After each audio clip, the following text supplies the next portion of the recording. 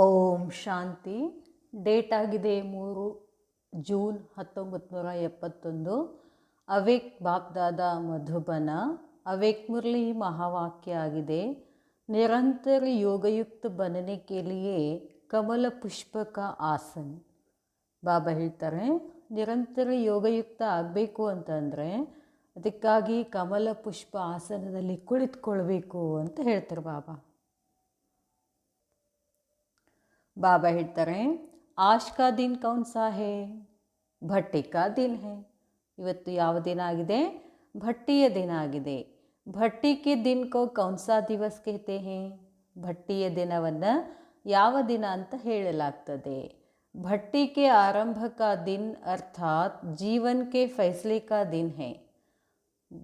ಭಟ್ಟಿಯ ಪ್ರಾರಂಭದ ದಿನ, ಅದರ ಅರ್ಥ ಜೀವನದ ನಿರ್ಧಾರದ ದಿನ ಅಂತ ಆಗ್ತದೆ ಅಂತ ಹೇಳ್ತಾರೆ ಬಾಬಾ. ಭಟ್ಟಿ ಮೇ ಕಿಸ್ ಲಿಯೇ ಆತಿ ಹೋ? ಭಟ್ಟಿನಲ್ಲಿ ಯಾಕೆ ಬರ್ತೀರಾ? ಜೀವನ್ ಕಾ ಸದಾ ಕಾಲ್ ಕೆ ಲಿಯೇ ಫೈಸ್ಲಾ ಕರ್ನೆ. ಜೀವನದ ಯಾವಾಗಲೂ ನಿರ್ಧಾರವನ್ನು ಮಾಡಕ್ಕೆ ಬರ್ತೀವಿ ಅಂತ ಹೇಳ್ತಾರೆ ಬಾಬಾ. ಜೀವನದಲ್ಲಿ ನಾವು ಹೆಂಗಿರಬೇಕು ಯಾವಾಗಲೂ ಅನ್ನೋ ನಿರ್ಧಾರವನ್ನು ಮಾಡೋಕ್ಕೆ ಭಟ್ಟಿನಲ್ಲಿ ಬರ್ತೀರಾ. ಸಭಿ ಇಸ್ ಲಕ್ಷ್ಯ ಸೆ ಆಯಿ ಹೋ? ಎಲ್ಲರೂ ಇದೇ ಲಕ್ಷ್ಯದ ಅಂದರೆ ಇದನ್ನೇ ಗಮನದಲ್ಲಿಟ್ಕೊಂಡು ಇದೇ ಗುರಿಯನ್ನು ಇಟ್ಕೊಂಡು ಬಂದಿದ್ದೀರಾ ಅಂತ ಕೇಳ್ತಾರೆ ಬಾಬಾ. क्योंकि भट्टी में आने से बाप दादा द्वारा व अनन्य बच्चों द्वारा एक गिफ्ट मिलती है. ಯಾಕಂತಂದರೆ ಭಟ್ಟಿನಲ್ಲಿ ಬಂದಿದ್ದೀರಿ ಅಂತಂದರೆ ಬಾಪ್ ದಾದಾರವರ ಮುಖಾಂತರ ಅಥವಾ ಅನನ್ಯ ಮಕ್ಕಳ ಮುಖಾಂತರ ಗಿಫ್ಟ್ ಸಿಗ್ತದೆ ಅಂತ ಹೇಳ್ತಾರೆ ಬಾಬಾ. ವಹ ಕೌನ್ ಸಿ ಗಿಫ್ಟ್? ಅದು ಯಾವ ಕಾಣಿಕೆ ಆಗಿದೆ? जो चीज़ मिलती है सुनाना भी सहज होता है. ಯಾವ ವಸ್ತು ನಮಗೆ ಸಿಗ್ತದೆ, ಸಿಕ್ಕ ಮೇಲೆ ಅದ್ರ ಬಗ್ಗೆ ಹೇಳೋದೇನಾಗ್ತದೆ? ಸಹಜ ಆಗ್ತದೆ. जो भी बातें सुनाई हैं उन सभी बातों की प्राप्ति का आधार कौन सी गिफ्ट है? ಬಾಬಾ ಹೇಳ್ತಾರೆ, ಏನೇನು ಕೇಳಿದ್ದೀರೋ, ಬಾಬಾ ಹೇಳ್ತಾರೆ ಆ ಎಲ್ಲ ಮಾತುಗಳಿಂದ ನಿಮ್ಗೆ ಏನು ಪ್ರಾಪ್ತಿ ಆಗಿದೆಯೋ ಆ ಪ್ರಾಪ್ತಿಯ ಆಧಾರ ಯಾವ ಕಾಣಿಕೆಯಿಂದ ಸಿಕ್ಕಿದೆ? ವಹ ಹೇ ಬುದ್ಧಿ ಕಾ ಪರಿವರ್ತನ್. ಆ ಗಿಫ್ಟ್ ಏನಾಗಿದೆ? ಬುದ್ಧಿಯ ಪರಿವರ್ತನ ಅಂತ ಹೇಳ್ತಾರೆ ಬಾಬಾ. ರಜೋಗುಣಿ ವ ವ್ಯಕ್ತ ಭಾವ ಕಿ ಬುದ್ಧಿ ಸೆ ಬದಲ್ ಸತೋಗುಣಿ ಅವ್ಯಕ್ತ ಭಾವ ಕಿ ದಿವ್ಯ ಬುದ್ಧಿ. ಬಾಬಾ ಹೇಳ್ತಾರೆ ಪರಿವರ್ತನ ಆಗೋದಂದ್ರೇನು? ರಜೋಗುಣಿ ಅಥವಾ ವ್ಯಕ್ತ ಭಾವದ ಬುದ್ಧಿಯಿಂದ ಚೇಂಜ್ ಆಗಿ ಸತೋಗುಣಿ ಆಗೋದು, ಅವ್ಯಕ್ತ ಭಾವ ದಿವ್ಯ ಬುದ್ಧಿ ಆಗೋದು ಅಂತ ಹೇಳ್ತಾರೆ ಬಾಬಾ. जिस दिव्य बुद्धि की प्राप्ति से ही अव्यक्त स्थिति व योगयुक्त स्थिति को प्राप्त कर सकते हैं. ಬಾಬಾ ಹೇಳ್ತಾರೆ, ಏನು ಬಾಬಾರವರಿಂದ ನಮಗೆ ದಿವ್ಯ ಬುದ್ಧಿಯನ್ನು ಗಿಫ್ಟ್ ಪ್ರಾಪ್ತಿಯಾಗಿದೆಯೋ ಅದರಿಂದನೇ ನಾವು ಅವ್ಯಕ್ತ ಸ್ಥಿತಿ ಅಥವಾ ಯೋಗಯುಕ್ತ ಸ್ಥಿತಿಯ ಪ್ರಾಪ್ತಿ ಮಾಡ್ಕೊಳ್ಳಿಕ್ಕೆ ಸಾಧ್ಯ ಆಗ್ತದೆ. ತೊ ಗಿಫ್ಟ್ ಕೌನ್ಸಿ ಹುಯಿ? ಹಾಗಾದರೆ ಗಿಫ್ಟ್ ಯಾವುದಾಯಿತು? ದಿವ್ಯ ಸತೋಗುಣಿ ಬುದ್ಧಿ. ಯಾವುದು ಗಿಫ್ಟ್ ಸಿಕ್ತು ನಮಗೆ? ದಿವ್ಯವಾದಂಥ ಸತೋಗುಣಿ ಬುದ್ಧಿ ಗಿಫ್ಟ್ ಸಿಕ್ತು ಅಂತಾರೆ ಬಾಬಾ. ಬುದ್ಧಿ ಕೆ ಪರಿವರ್ತನ್ ಸೆ ಹಿ ಜೀವನ್ ಕಾ ಪರಿವರ್ತನ್ ಹೋತಾ ಹೇ. ನಮ್ಮ ಜೀವನವನ್ನು ನಾವು ಪರಿವರ್ತನೆ ಮಾಡ್ಕೊಳ್ಬೇಕು ಅಂತಂದರೆ ಮೊದಲೇನು ಮಾಡಬೇಕು? ಬುದ್ಧಿಯನ್ನು ಪರಿವರ್ತನೆ ಮಾಡ್ಕೋಬೇಕು. ಬಾಬಾ ಹೇಳ್ತಾರೆ, ತೋ ದಿವ್ಯ ಬುದ್ಧಿ ಕಿ ಗಿಫ್ಟ್ ವಿಶೇಷ ಭಟ್ಟಿ ಮೇ ಪ್ರಾಪ್ತ ಹೋತಿ ಹೇ. ಹಾಗಾದರೆ ದಿವ್ಯ ಬುದ್ಧಿ ಗಿಫ್ಟು ವಿಶೇಷವಾಗಿ ಭಟ್ಟಿನಲ್ಲಿ ಪ್ರಾಪ್ತಿ ಆಗ್ತದೆ. ಅಬ್ ಉಸ್ ಗಿಫ್ಟ್ ಕೋ ಯೂಸ್ ಕರ್ನಾ ವ ಸದಾಕಾಲ್ ಕೆ ಲಿಯೇ ಕಾಯಂ ರಖ್ನಾ. ಅದಕ್ಕೆ ಆ ಗಿಫ್ಟನ್ನು ಯೂಸ್ ಮಾಡ್ಕೊಳ್ಬೇಕು ಅಥವಾ ಯಾವಾಗಲೂ ಅದನ್ನು ಖಾಯಮಾಗಿ ಇಟ್ಕೊಳ್ಬೇಕು ಗಿಫ್ಟನ್ನು ಜೊತೆಗೆ. ಯಹ ಅಪ್ನೆ ಹಾತ್ ಮೇ ಹೇ. ಇದನ್ನು ಖಾಯಮಾಗಿಟ್ಕೊಳ್ಳೋದು, ಅದನ್ನು ಯಾವಾಗಲೂ ಬಳಕೆ ಮಾಡೋದು ಯಾರ ಕೈಯಲ್ಲಿದೆ? ತಮ್ಮ ಕೈಯಲ್ಲಿದೆ ಅಂತಾರೆ ಬಾಬಾ. ಬಾಬಾ ಹೇಳ್ತಾರೆ, ಲೇಕಿನ್ ಗಿಫ್ಟ್ ಸಭಿಕೋ ಪ್ರಾಪ್ತ ಹೋತಿ ಹೇ. ಆದರೆ ಈ ಗಿಫ್ಟ್ ಎಲ್ಲರಿಗೂ ಪ್ರಾಪ್ತಿ ಆಗ್ತದೆ. जो भी भट्टी में आए हैं दिव्य सतोगुणी बुद्धि की गिफ्ट द्वारा अपने को बहुत सहज और बहुत जल्दी परिवर्तन में ला सकते हैं. ಅದಕ್ಕಾಗಿ ಬಾಬಾ ಹೇಳ್ತಾರೆ, ಭಟ್ಟಿನಲ್ಲಿ ಬಂದಿದ್ದೀರಾ, ದಿವ್ಯ ಸತೋಗುಣಿ ಬುದ್ಧಿ ಗಿಫ್ಟ್ ಮುಖಾಂತರ ತಮಗೆ ಬಹಳಷ್ಟು ಸಹಜವಾಗಿ ಬೇಗ ಪರಿವರ್ತನೆ ಆಗಲಿಕ್ಕೆ ಸಾಧ್ಯ ಆಗ್ತದೆ. ಏನು ಗಿಫ್ಟ್ ಸಿಕ್ಕಿದೆ? ದಿವ್ಯ ಸತೋಗುಣಿ ಬುದ್ಧಿ ಗಿಫ್ಟ್. ಇದರಿಂದ ಮುಖಾಂತರ ಏನಾಗ್ಬೋದು, ನಾವು ಬೇಗನೆ ನಮ್ಮ ಜೀವನವನ್ನು ಟ್ರಾನ್ಸ್ಫರ್ ಮಾಡ್ಕೋಬೋದು, ಪರಿವರ್ತನೆ ಮಾಡ್ಕೋಬೋದು. तो आज का दिन जीवन परिवर्तन का दिन है. ಹಾಗಾದರೆ ಇವತ್ತು ಜೀವನ ಪರಿವರ್ತನೆಯ ದಿನ ಆಗಿದೆ. तो आज के दिन जो गिफ्ट प्राप्त होती है उसको धारण करते रहना. ಹಾಗೆ ಇವತ್ತು ಬಾಬಾ ಏನು ಗಿಫ್ಟ್ ಕೊಟ್ಟಿದ್ದಾರೋ ಆ ಗಿಫ್ಟ್ ಪ್ರಾಪ್ತಿಯಾಗಿದೆಯಲ್ಲ, ಅದನ್ನು ಏನು ಮಾಡಬೇಕು, ಯಾವಾಗಲೂ ಧಾರಣ ಮಾಡ್ಕೊಳ್ಬೇಕು. ಯಾವಾಗಲೂ ಬುದ್ಧಿ ದಿವ್ಯ ಬುದ್ಧಿ ಆಗಿರಬೇಕು, ಸತೋಗುಣಿ ಬುದ್ಧಿ ಆಗಿರಬೇಕು ಅಂತಾರೆ ಬಾಬಾ. ಜ್ಞಾನ ತೋ ಸುನ್ತಿ ಹಿ ರಹಿ ಹೋ, ಜ್ಞಾನಂತೂ ಕೇಳ್ತಾನೆ ಇದ್ದೀರಾ, ಲೇಕಿನ್ ಭಟ್ಟಿ ಮೇ ಕ್ಯಾ ಕರ್ನೆ ಆತಿ ಹೋ, ಭಟ್ಟಿನಲ್ಲಿ ಏನು ಮಾಡಕ್ಕೆ ಬರ್ತೀರಾ? ज्ञान स्वरूप बनने के लिए आती हो, योग की नॉलेज व योग का अभ्यास भी करती आई हो. ಜ್ಞಾನ ಸ್ವರೂಪ ಆಗುವುದಕ್ಕಾಗಿ ಇಲ್ಲಿ ಬರ್ತೀರಾ. ಯೋಗ ಕಿ ನಾಲೆಜ್, ಯೋಗದ ಜ್ಞಾನವನ್ನು ತಿಳ್ಕೊಳ್ಳಿಕ್ಕೆ ಅಥವಾ ಯೋಗದ ಅಭ್ಯಾಸ ಮಾಡೋಕ್ಕೆ ಇಲ್ಲಿ ಬರ್ತೀರಾ. ಲೇಕಿನ್ ಭಟ್ಟಿ ಮೇ ಆತಿ ಹೋ ಸದಾ योग युक्त होकर रहने का पाठ पक्का करने के लिए. ಆದರೆ ಭಟ್ಟಿನಲ್ಲಿ ಯಾತಕ್ಕಾಗಿ ಬರ್ತೀರಾ ಅಂತಂದರೆ, ಯಾವಾಗಲೂ ಯೋಗಯುಕ್ತ ಹೇಗೆ ಆಗಬೇಕು ಅನ್ನೋದನ್ನು ಪಕ್ಕಾ ಮಾಡ್ಕೊಂಡು ಹೋಗಲಿಕ್ಕೆ ಬರ್ತೀರಾ. ನಿರಂತರ ಯೋಗಯುಕ್ತ बनने के लिए कौन सी सहज युक्ति ಭಟ್ಟಿ ದ್ವಾರ ಪ್ರಾಪ್ತ ಕರ್ನಿ ಹೇ. ಯಾವಾಗಲೂ ಯೋಗಯುಕ್ತ ಆಗಬೇಕು ಅಂತಂದರೆ ಯಾವ ಒಂದು ಸಹಜ ಯುಕ್ತಿಯನ್ನು ಈ ಭಟ್ಟಿಯ ಮುಖಾಂತರ ಪ್ರಾಪ್ತಿ ಮಾಡ್ಕೊಳ್ತೀರಾ. ಹಠಯೋಗಿ ಜೋ ಹಠ ಯಾ ತಪಸ್ಯಾ ಕರ್ತೆ ಹೇ तो तपस्या के समय आसन पर बैठते हैं. ಹಠಯೋಗಿಗಳು ಹಠದಿಂದ ತಪಸ್ಸಾ ಏನು ಮಾಡ್ತಾರಲ್ಲ, ತಪಸ್ಸಾ ಸಮಯದಲ್ಲಿ ಅವರು ಒಂದು ಆಸನದ ಮೇಲೆ ಕುಳಿತುಕೊಂಡಿರ್ತಾರೆ. ಭಿನ್ನ ಭಿನ್ನ ಆಸನ ಹೋತೆ ಹೇ, ಬೇರೆ ಬೇರೆ ಆಸನಗಳಿರ್ತವೆ. तो आप लोगों के लिए सदा योगयुक्त बनने के लिए कौन सा आसन है. ಹಾಗಾದರೆ ತಾವು ಯಾವಾಗಲೂ ಯೋಗಯುಕ್ತ ಆಗಬೇಕು ಅಂತಂದರೆ ಯಾವ ಆಸನದ ಮೇಲೆ ಕುಳಿತುಕೊಳ್ಬೇಕು. ನಿರಂತರ ಯೋಗಯುಕ್ತ ಅವಸ್ಥಾ ಸಹಜ ರಹೆ. ಇಂಥ ಆಸನದ ಮೇಲೆ ಕುಳಿತುಕೊಳ್ಬೇಕು. ಯಾವಾಗಲೂ ನೀವು ಯೋಗಯುಕ್ತ ಅವಸ್ಥಾ ಸ್ಥಿತಿನಲ್ಲೇ ಇರಬೇಕು. ಇಸ್ಕೆ ಲಿಯೇ ಬಾಪ್ ದಾದಾ ಸಹಜ ಆಸನ ಬತಾ ರಹೆ ಹೇ. ಅದಕ್ಕಾಗಿ ಬಾಪ್ ದಾದಾ ಬಹಳ ಸರಳ ಆಸನವನ್ನು ಹೇಳ್ತಿದ್ದಾರೆ. ವಹ ಹೇ ಕಮಲ ಪುಷ್ಪಕ ಆಸನ. ಆ ಆಸನ ಯಾವುದು? ಕಮಲ ಪುಷ್ಪ ಆಸನ. कमल आसन कहती हो. देवताओं के जो चित्र बनाते हैं तो उसमें किस पर खड़ा हुआ व बैठा हुआ दिखाते हैं. ದೇವತೆಗಳ ಚಿತ್ರ ತೋರಿಸ್ತಾರಂತಂದರೆ ಅವರು ಎದುರ ಮೇಲೆ ಕೂತಿದ್ದಾರೆ, ಏನು ತೋರಿಸಿದ್ದಾರೆ? ಕಮಲ್ ಕೆ ಉಪ್ಪರ್, ಕಮಲಾಸನಧಾರಿ ಆಗಿದ್ದಾರಲ್ಲ ಲಕ್ಷ್ಮೀ ಸರಸ್ವತಿಯವರೆಲ್ಲ ಕಮಲಾಸನದ ಮೇಲೆ ಕೂತಿದ್ದಾರೆ. तो निरंतर कर्म करते हुए भी सहज योगयुक्त बनने के लिए सदैव कमलासन. ಅದಕ್ಕಾಗಿ ಬಾಬಾ ಹೇಳ್ತಾರೆ, ಏನೇ ಕರ್ಮ ಮಾಡ್ತಾ ಇದ್ದರೂ ಆ ಕರ್ಮದ ಜೊತೆಗೆ ಯಾವಾಗಲೂ ಸಹಜವಾಗಿ ಯೋಗಯುಕ್ತ ಆಗಬೇಕು ಅಂತಂದರೆ ಯಾವಾಗಲೂ ಕಮಲಾಸನ್ ಅರ್ಥಾತ್ ಅಪನಿ ಸ್ಥಿತಿ ಕಮಲ ಪುಷ್ಪಕ್ಕೆ ಸಮಾನ ರಖೆಂಗೆ. ನೀವು ಕಮಲಾಸನಧಾರಿಗಳಾಗಬೇಕು. ಅದರ ಅರ್ಥ ಏನು? ತಮ್ಮ ಸ್ಥಿತಿಯನ್ನು ಕಮಲ ಪುಷ್ಪ ಸಮಾನ ಇಡಬೇಕು. ತೋ ನಿರಂತರ ಯೋಗಯುಕ್ತ ಬಂಜಾಯಂಗೆ. ಕಮಲ ಪುಷ್ಪ ಸಮಾನ ನಿಮ್ಮ ಸ್ಥಿತಿ ಇತ್ತು ಅಂತಂದರೆ ಯಾವಾಗಲೂ ನಿರಂತರ ಯೋಗಯುಕ್ತ ಆಗ್ತೀರಾ. ಕಮಲ ಪುಷ್ಪ ಸಮಾನ ಅಂತಂದ್ರೇನು? ಅಷ್ಟು ಹಗುರತೆ ಇರಬೇಕು ಅಂತ ಹೇಳ್ತಾರೆ ಬಾಬಾ. ಕೆಸರಿನಲ್ಲಿದ್ರೂ ಕೂಡ ಆ ಕಮಲ ಏನು ಮಾಡ್ತದೆ, ಅದರಿಂದ ಭಿನ್ನವಾಗಿರ್ತದಲ್ಲ.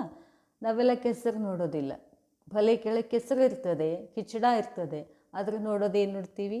ಕಮಲ ನೋಡ್ತೀವಲ್ಲ, ಅದು ಭಿನ್ನ ಆಗಿರ್ತದೆ. ಹಾಗೆ ನೀವು ಲೌಕಿಕ ಎಲ್ಲ ಕರ್ಮಗಳನ್ನು ಮಾಡ್ತಿದ್ರೂ ಕೂಡ ಅದರಿಂದ ನ್ಯಾರ ಆಗಿರಬೇಕು, ಭಿನ್ನ ಆಗಿರಬೇಕು. ಅದಕ್ಕೆ ಕಮಲ ಪುಷ್ಪ ಸಮಾನ ಆಗಬೇಕು. ಆಗ ನೀವೇನಾಗ್ತೀರಾ? ನಿರಂತರ. ಅಷ್ಟೇ ಅಲ್ಲ, ಹಲ್ಕಾ ಭೀ ಅವ್ರ ಪ್ರಕಾಶ ಸ್ವರೂಪ ಭೀ ಲೈಟ್ ಬನಾನಾ ಹೇ ಪಡೆ. ಅದಕ್ಕೆ ಬಾಬಾ ಹೇಳ್ತಾರೆ, ಕೇವಲ ಕಮಲ ಪುಷ್ಪ ಆಗೋದು ಅಂತಂದ್ರೇನು? ಹಗುರಾಗಬೇಕು, ಪ್ರಕಾಶ ಸ್ವರೂಪ ಆಗಿರಬೇಕು. ಕಮಲ್ ಕಾ ಪುಷ್ಪ ಕಿತನಾ ಜ್ಞಾನಯುಕ್ತ ಹೇ. ಕಮಲದ ಹೂವಿನಲ್ಲಿ ಬಹಳಷ್ಟು ಜ್ಞಾನ ಇದೆ ಅಂತ ಹೇಳ್ತಾರೆ ಬಾಬಾ. ಕಮಲ ಪುಷ್ಪ ಕೋ ದೇಖ್ ಜ್ಞಾನ ಕಿ ಸ್ಮೃತಿ ಆತಿ ಹೇ. ಕಮಲದ ಹೂವನ್ನು ನೋಡಿದ್ರೆ ನಮಗೆ ಧ್ಯಾನದ ಸ್ಮೃತಿ ಬರ್ತದೆ ಅಂತಾರೆ ಬಾಬಾ. तो कमलासन पर विराजमान रहने से ಸದಾ ಯೋಗಯುಕ್ತ ಬನ್ ಸಕ್ತಿ ಹೋ. ಅದಕ್ಕಾಗಿ ಬಾಬಾ ಹೇಳ್ತಾರೆ, ನಾನು ಕಮಲಾಸನಧಾರಿಯಾಗಿದ್ದೀನಿ, ಶ್ವೇತ ವಸ್ತ್ರಧಾರಿಯಾಗಿದ್ದೀನಿ ಅಂಥೇಳಿ ಈ ಥರ ನೀವೆಲ್ಲ ಸ್ಮೃತಿ ಮಾಡ್ತಾ ಹೋದರೆ ನಿರಂತರ ಯೋಗದಲ್ಲಿ ಇರ್ತೀರಾ ಅಂತ ಹೇಳ್ತಾರೆ ಬಾಬಾ. ಬಾಬಾ ಹೇಳ್ತಾರೆ, ತಬ್ ಭವಿಷ್ಯ ಮೇ ಭಿ ರಾಜ್ಯ ಸಿಂಹಾಸನ್ ಇತನಾ ಹಿ ಸಮಯ ಕಾಯಂ रहेगा. ಬಾಬಾ ಹೇಳ್ತಾರೆ, ಸಂಗಮೇಘದಲ್ಲಿ ಎಷ್ಟು ನೀವು ಯೋಗ ನಿರಂತರ ಇರ್ತದೋ ಅಷ್ಟು ಸಮಯ ನೀವು ಭವಿಷ್ಯದಲ್ಲಿ ಅಂದರೆ ಸತ್ಯುಗದಲ್ಲಿ ಏನಾಗ್ತೀರಾ, ರಾಜ ಆಗ್ತೀರಾ, ಸಿಂಹಾಸನದ ಮೇಲೆ ಕೂಡ್ತೀರಾ. अगर इस आसन पर नहीं बैठ सकती हो अर्थात इस स्थिति में स्थित नहीं हो सकती तो सिंहासन को भी प्राप्त नहीं कर सकेंगे.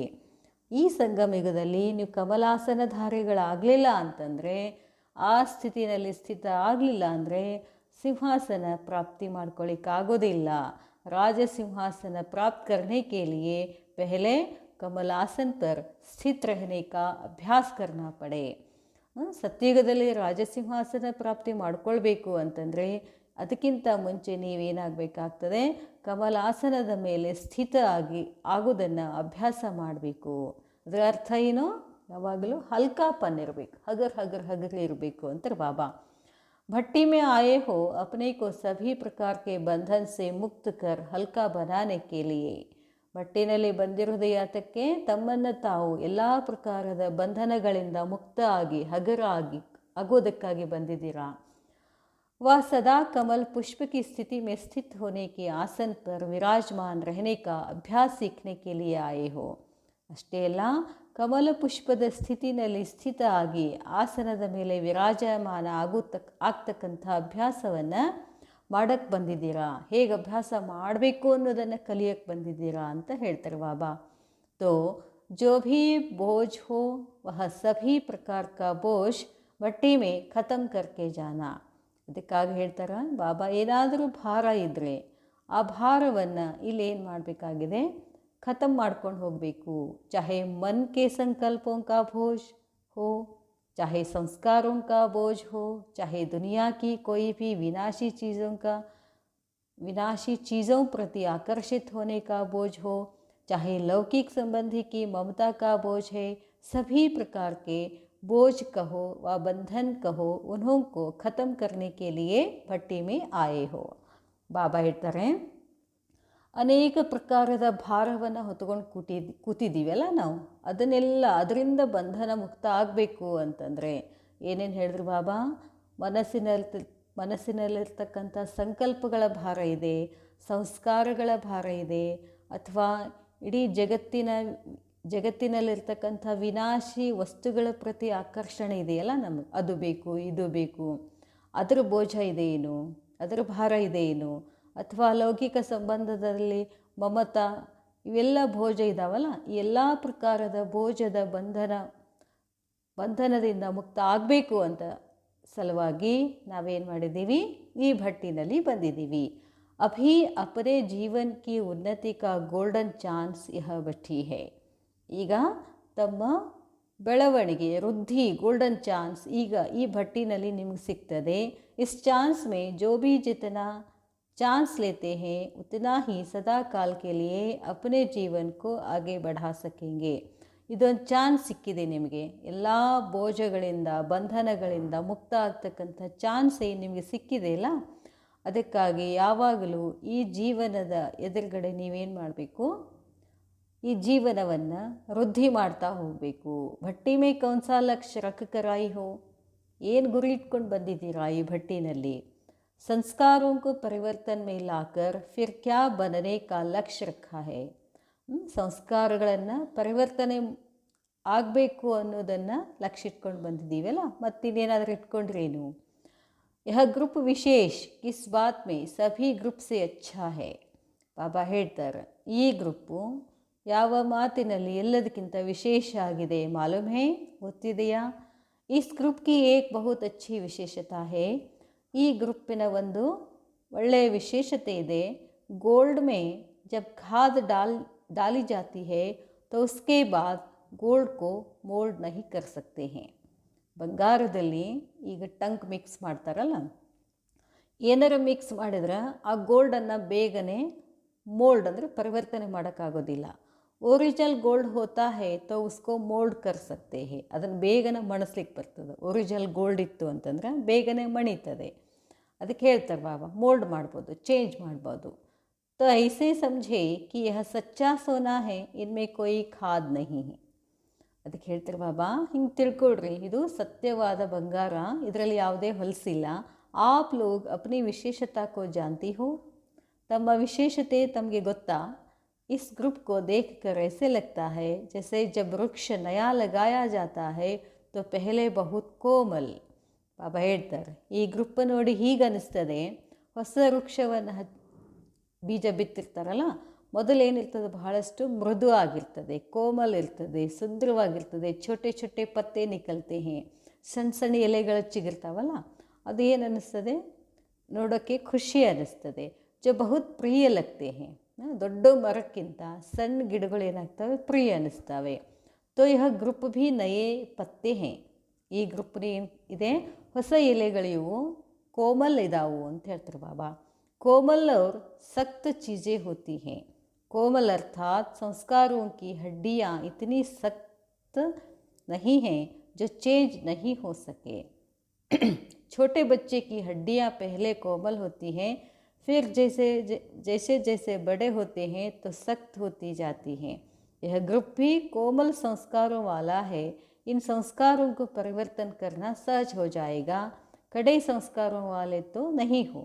ಅದಕ್ಕೆ ಬಾಬಾ ಹೇಳ್ತಾರೆ, ಅದು ಹೇಳ್ತಾರಲ್ಲ, ಸಣ್ಣದಿದ್ದಾಗಿನೇ ಏನು ಮಾಡಬೇಕು, ಅದನ್ನು ಮೋಲ್ಡ್ ಮಾಡಬೇಕು ಅಂತ ಹೇಳ್ತಾರೆ. ಅದಕ್ಕೊಂದೇನೋ ಸ್ಲೋಗನ್ ಇದೆ, ಗಿಡವಾಗಿ ಬಗ್ಗದು ಮರವಾಗಿ ಬಗ್ಗಿತಿ ಅಂತ. ಅದಕ್ಕೆ ಸಣ್ಣ ಗಿಡ ಇದ್ದಾಗಿನೇ ಅದನ್ನೇನು ಮಾಡಬೇಕು, ಅದರಲ್ಲಿರ್ತಕ್ಕಂಥ ಸಂಸ್ಕಾರಗಳನ್ನು ಮೋಲ್ಡ್ ಆಗ್ತಿರ್ತಾವೆ. ಮರ ಆದಮೇಲೆ ಅದು ಮೋಲ್ಡ್ ಮಾಡಲಿಕ್ಕೆ ಆಗೋದಿಲ್ಲಲ್ಲ, ಸಂಸ್ಕಾರಗಳನ್ನು ಚೇಂಜ್ ಮಾಡೋಕ್ಕಾಗೋದಿಲ್ಲ ಅಂತ ಬಾಬಾ ಹೇಳ್ತಾರೆ. ಅಚ್ಚಾ, ಓಂ ಶಾಂತಿ.